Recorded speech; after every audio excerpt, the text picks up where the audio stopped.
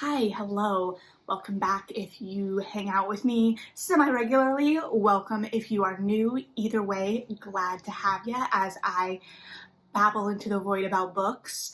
I am currently recording on Valentine's Day, which I think is an actual thing now. I think that we successfully made it a thing. And obviously one day before Valentine's. And it's a little bit different, the Valentine's landscape right now, in the sense in terms of romance.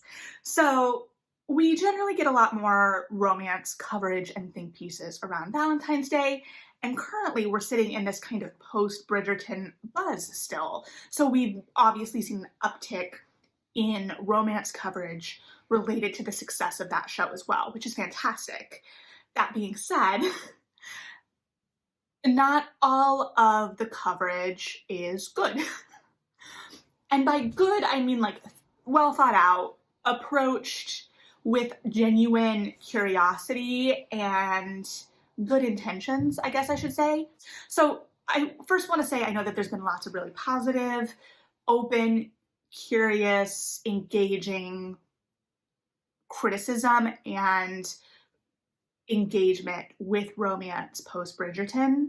And there's also been some really bad coverage. I'm reacting kind of to a very specific article that I kind of skimmed. I didn't really want to give it the click. I'm not going to link it here because I don't want to give it the click because it's not good.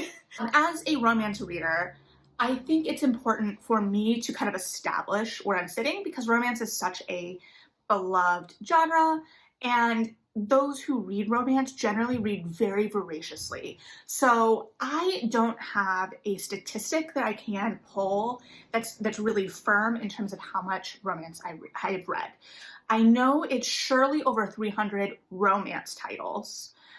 My story graph says that it's over 700, but it seems to be pulling in anything that has a romance-heavy plot line per their algorithm, so that I don't think is correct. That being said, even if we're going at the more conservative, 300, even 700, I don't consider myself a romance expert by any means, because the people who read romance, of which I am one, read so much. And I talked about this in my Tell Me Your Romance Secrets video, in that I read a lot of romance, but my memory doesn't feel there all the time in the way I would like it to be, in terms of remembering, especially because I do series romances and just remembering everybody from book to book. But I don't even know if I've moved into intermediate in the romance ranks yet, because those who are the leaders of the genre, both as readers and writers, just consume so much. I mean, there's a reason the Scribd platform had to go back from a pure unlimited model because of romance, right? We're really good at getting our money's worth of something. So I just kind of wanted to establish where I am as a reader as it impacts my reactions and my viewpoints and whatnot, right? All our experiences inform our opinions. So that's my experience. And I have been reading for over 20 years now. No, that might not be right. That might not be right. It might be closer to 15 to 20. Somewhere in there. Math time, who knows? But I do really love the genre. And so when I talk about writers and critics, writers in the sense of people who are suddenly writing a romance book, but their romance isn't like any other romance. Theirs is a new, hip romance. What I mean when I say that they approach it in bad faith, so to speak, is that they're often I see a lot of these articles looking for the place to make fun of romance, right? They're ready to make those easy, often bad jokes from the get. And there's a lot of these writers that are well, my romance is different. And oftentimes both of these camps are approaching the genre from either a place that never existed and is just their own preconceptions, or is a place that hasn't existed for 40 plus years, right? They're typically referencing Fabio covers. As a romance reader and a voracious reader, I don't think I've ever read a Fabio cover. There's just this expectation the cultural consciousnness of people who want to judge romance have created this idea of what the genre is. And so when you're approaching it as an outsider with these expectations, and you are not disclosing these expectations, or you're acting as if these expectations are the baseline, then you're not coming from a genuine place of curiosity, because you're coming in with preconceptions. And everyone has preconceptions. I'm not saying that people don't have this idea that's been created by society, because it is. But when you're not interrogating that and you're not interacting with that in a dynamic way, then it becomes stale. So what you think is just like this really fresh, I'm going to make fun of romance take, is actually the stalest of takes.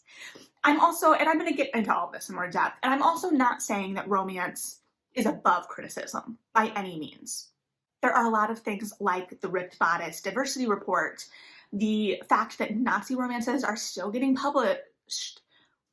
All of these things are legitimate, and there's more that I'm, not touching on, are legitimate criticisms of the genre, where I think it differs from the criticism we're talking about, as these conversations and critiques are being had by the in-group, right? These are being had by romance readers, romance writers saying, hey, no, we want our genre to keep pushing forward. We want to keep doing new things and also not romanticizing Nazis. So in-group conversations are different than outside judgment, because the outside judgment usually doesn't really engage with those conversations. It's the cheap pot shots at the covers, the titles, what have you, right?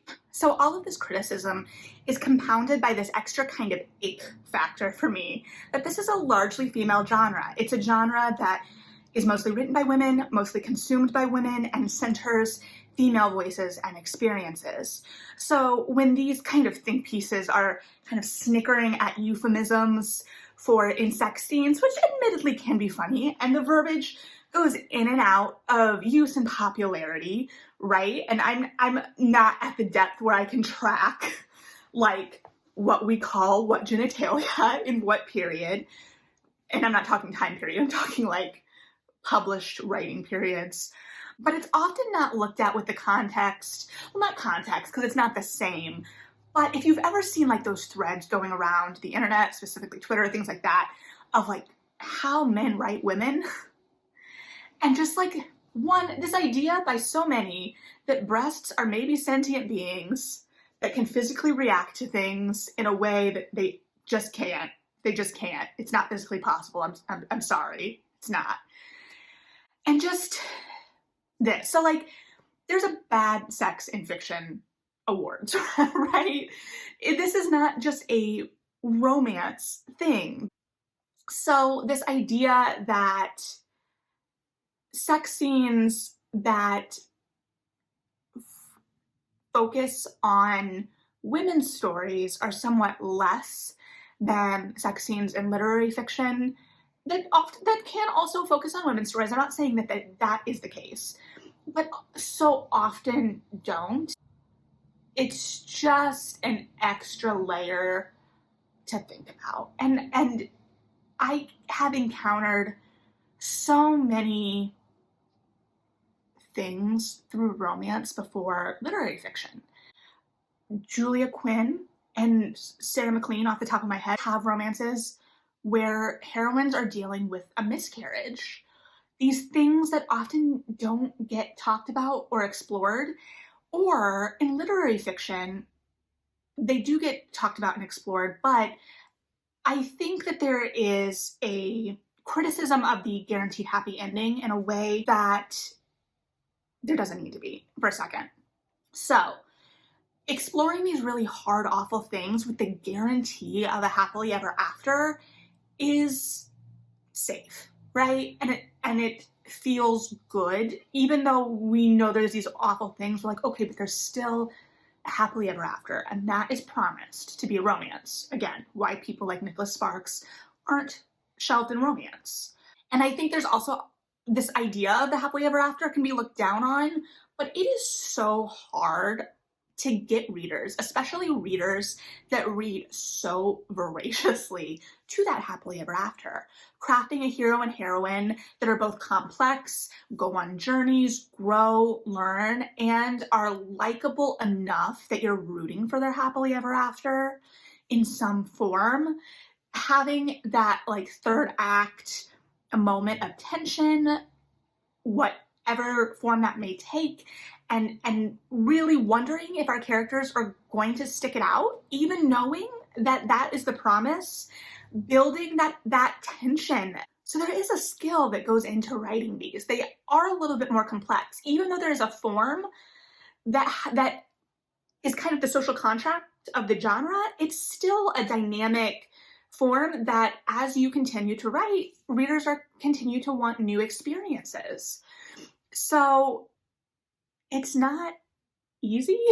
To go back to kind of like the centering of the women's stories, to there is an emotional vulnerability and an intimacy in getting to know these women and these women's stories being forwarded. And to go to the sex scenes for a second, sure, they're sexy to varying degrees depending on the authors, and this is also is not to discredit fade to black romances, which exist. So, but the sex scene seems to be the like biggest snickering point, right? Both in terms of how they're written and this and that and the other, completely ignoring the fact that sex scenes exist in all fiction. Not like every book, all fiction, but like that they exist everywhere. But this is an intimacy that centers on female experience and often female pleasure. And that is something to laugh at, and female pleasure is something to laugh at, is often kind of the coding of these think pieces, which sucks. And oftentimes these pieces are written by women. There's very much a not like other girls aspect to these. And again, I'm not saying that you have to enjoy romance, because there are going to be things that you just don't enjoy as a reader, right? There are things I just don't enjoy as a reader. I just don't gravitate toward it.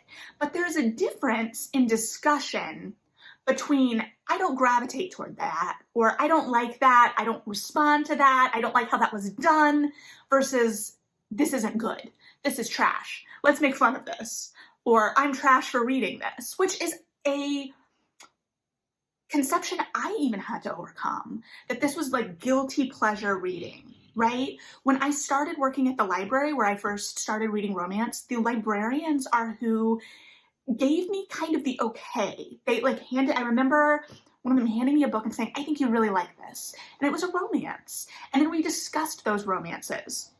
And there was never any judgment on it. There was none of that. It was just a very open dialogue. And romances were some of the best circulating titles we had. And I have also worked at a bookstore. And granted, romance is one of the best selling genres, but it's not the best. I don't have statistics, I'm sorry.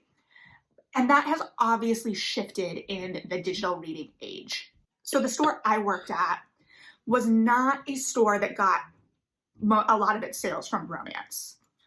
But I think there's also a conversation to be had in how romances are reacted to and how that impacts buyers' habits.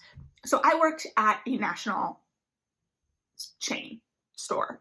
There is a frequent criticism from romance readers in particular about how they're treated in places like indie bookstores, especially with like indie bookstore initiatives. And obviously I support my indie bookstores constantly and have had nothing but good experiences. But there is an idea that indie bookstores don't carry romance, which I also understand from a stocking standpoint, because romance moves so quickly, especially like mass market romances come out very often. Like there's a money aspect there too, I think. I don't think all of it is malicious. But stocking or not stocking romance is a choice. And I'm going to get into that and where I think I've seen some changes in the market and what that may be for in a bit. But I'm also seeing more romance being stocked. Like Women and Children First in Chicago have started carrying romance and even mass market romances. Last time I was in there, they did have a spinner, and obviously I've only been in there like once with the lockdown. So to swing back, because I promise I had an outline this time, and so all these tangents are still tangents, but there was an intention to not be quite as tangenty. So with the sex thing, I want to take it back. There's a book called How to Read Literature Like a Professor or something that I know we referenced even in high school. Although we didn't read the book, we were just given the table of contents and then kind of had to like analyze based on the table of contents, because that was like your thesis, like the points. But there's a chapter called It's Not Just Sex, basically, or something along those lines. And that's true in fiction, but it's also true to a large extent in romance. And there's a caveat on this because it is a broad genre. Things like erotica, some romances, the sex is the sex, and that's what they want it to be. That's what the readers want it to be, and that's okay too. But in the romances I'm personally drawn to, the sex scenes are not just sex scenes.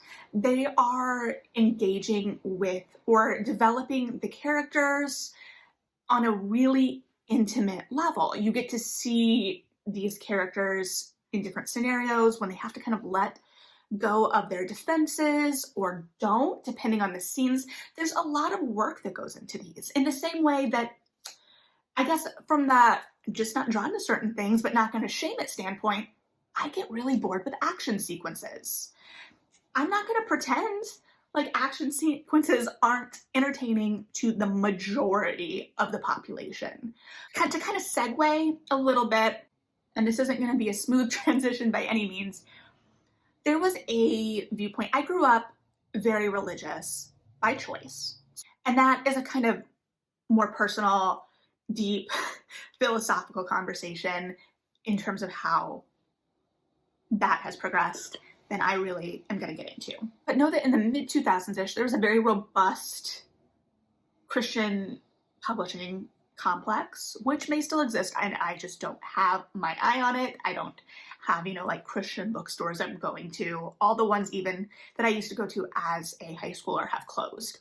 But I remember very specifically a book that I was given by my mom, I think, who didn't really, I don't think she pre-read it, was about dating and dating as a teen and as a woman of faith or man of faith. I don't think it was a gender specific book, but there was a section on porn. As there is, and porn is a very complex conversation, right? Not going to get into that. But it equated romance as porn for women. And that struck me then and upset me then. And the older I've gotten, it's just made me angrier, right? Because in the book, the concept is that porn is bad. So we're gonna go with that thesis in the sense that that's what they're positing. So that's not me saying porn is bad. That's again a more dynamic conversation. And so the idea is that romance is bad. The idea in the book is that porn sets unrealistic expectations for bodies and interactions and makes, I don't remember if they even touched on the objectification angle, but the unrealistic expectations. And so it was basically positing that romance establishes unrealistic expectations for women in terms of relationships, specifically emotionally. Every time I think about it, it makes me so mad. Like, every time. I wanted to bring it up because I think that is the mindset that permeates a lot of this. Whether it's voiced or not, whether the critiquer is Christian or comes from a Christian background or not, I don't think this is a one-off thought. And I think it's an idea that a lot of people have. So I'm not engaging with it in as nuanced or articulate a way as I hoped. But I think that there's a conversation to be had there. Let's move on. The market. So Goodreads has done they're like, it's romance week because it's Valentine's Day. What a shocker. And they posted a listicle of sorts. Basically, it was an article that was like the top romances of the last 3 years. And I was like, yeah, I want to see how many of these I've read. And it was all trade paperbacks. And I was like,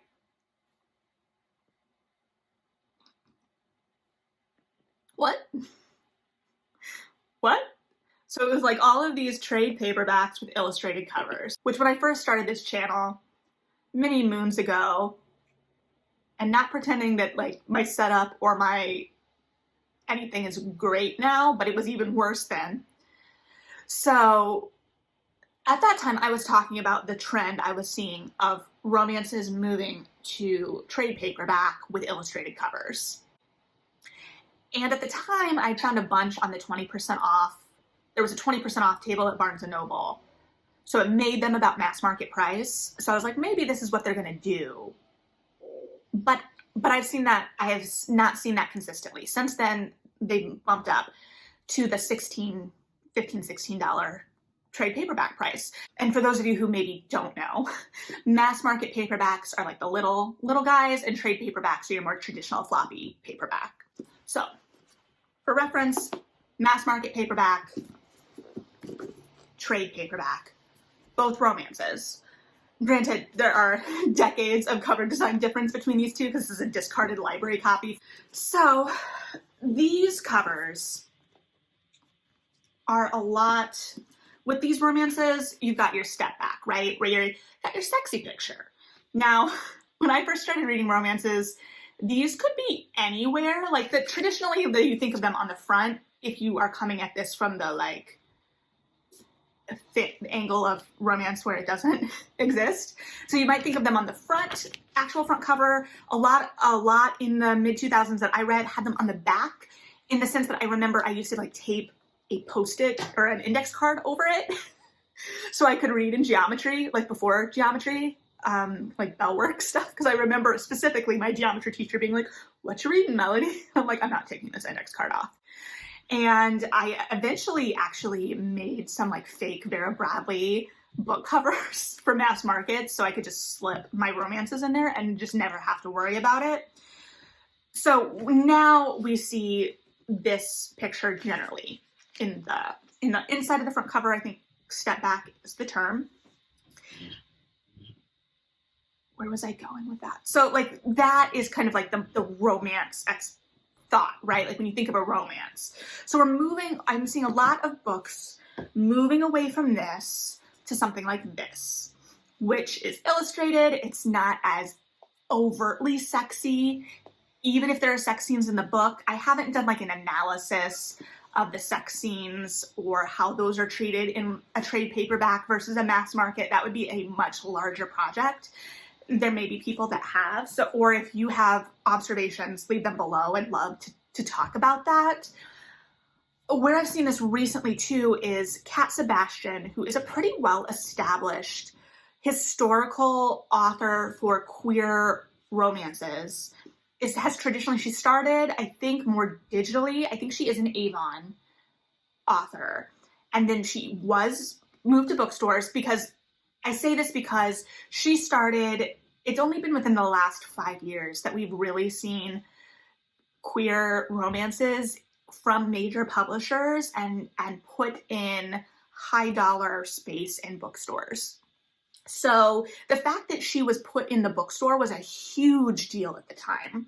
So she was mass market though, traditional Avon format. And Avon is my favorite romance publisher. So that's just an observation, not a critique, is what I'm saying. I was on Edelweiss recently looking at digital galleys that were up and saw that she had a new book, and it is a trade paperback with an illustrated cover. It seems to still be her bread and butter in terms of what she writes. So that one in particular, I was like, okay, this is the publisher saying we're gonna take our established author and move them and see if we can position them against like a red, white, and royal blue readership, because that book had such success. And I remember, like, I love red, white, and royal blue. I don't know that I really talked about it that much on this channel because it was before, but I don't really like the cover all that much, if I'm being honest. But these covers, these illustrated covers, these trade paperbacks are almost like bridging the divide between romance and like women's fiction. So these covers to me are a way that publishing is trying to reach out to non-romance readers or people who don't generally think of themselves as mainstream romance readers. They're not likely to pick up a mass market in the same way. As a romance reader, it's kind of annoying in the sense that you have stories that generally would have been sold at the like $8, $9 price point in a physical copy, now being sold for almost twice as much. I guess to kind of wrap up the whole shebang, because I'm starting to lose the plot, is that romance is a really dynamic genre, and it is a genre that, again, tends to center women, but it also allows men to be vulnerable and complex and a full breadth as well. And I would love to see more men embrace the genre, but I don't need them to for it to be engaging to me either. And I also would like to say, I think I've hit on this point before, not in this video, but before, that romance is one of the fastest moving genres we have in terms of it being in conversation with the world around us. So when we're talking about Bridgerton and writing think pieces about Bridgerton and people reading The Duke and I as their first romance, one, we've talked about the problems that book has and how the book is more problematic than the show. But also it was a book 20 years ago, which was one of my introductions to the genre, but we've moved so far in that time.